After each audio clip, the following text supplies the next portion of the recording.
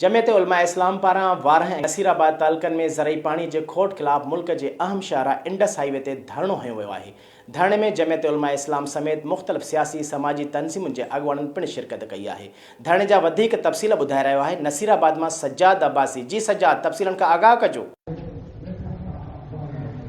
JUI पारां वारह ऐं नसीराबाद तालुके में ज़रई पाणी जी खोट ख़िलाफ़ मुल्क जे अहम शाहराह इंडस हाईवे ते धरणो हणी वेही रहिया। धरणे में JUI STP ऐं मुख़्तलिफ़ सियासी समाजी तंज़ीमुनि जे अॻुवाणनि पिणु शिरकत कई।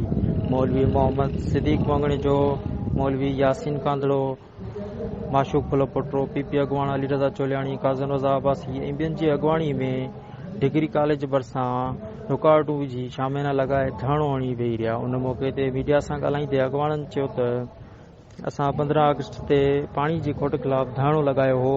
उन ॾींहुं डिप्टी कमिश्नर कंबई शहदाद कोट असां सां 2 ॾींहनि अंदरि पाणी ॾियण जो वाइदो करे धरणो ख़तमु करायो ऐं वाइदो वफ़ा न कयईं।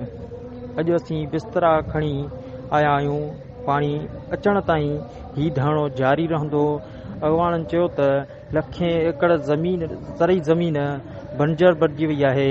लखें रुपयनि जो वरतल बेजारो सुकी ऐं सड़ी वियो आहे। असां वटि पीअण लाइ पाणी बि न आहे।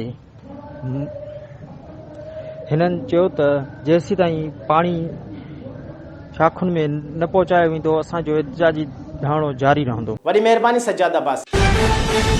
For more news and updates, keep watching BTV News First Ultra HD web channel.